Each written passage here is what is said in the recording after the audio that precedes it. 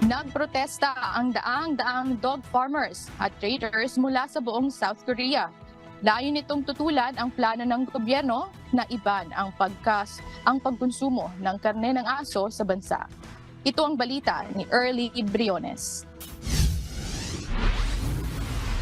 200 South Korean dog farmers ang nagtipon-tipon malapit sa Presidential Office sa Seoul noong November 30. Ang mga ito ay nag-aalaga at nagpaparami ng aso upang ikonsumo ang karne nito bilang pagkain ng tao. Nais ng mga ito na tutulan ng plano ng Korean government na wakasan na ang kontrobersyal na century-old practice at malupit na industriya sa taong 2027. Ito ay dahil naglunsad ang ruling party ni South Korea President Yoon Suk-yeol ng isang panukalang batas na nagbabawal sa pagpaparami at pagbebenta ng mga aso para sa pagkain at alok na monetary compensation sa apektado ng ban. Nagdala rin ang protesters ng 100 mga truck na may sakay na halos 100 aso.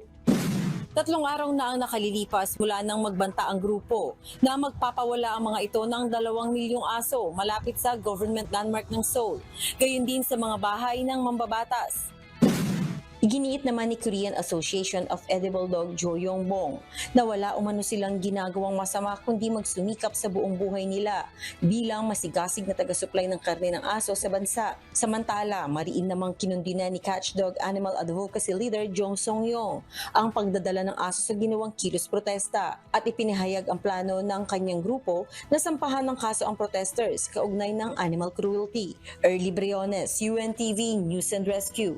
Diyos ang aming sandigan, serbisyo publiko ang aming pinahahalagahan.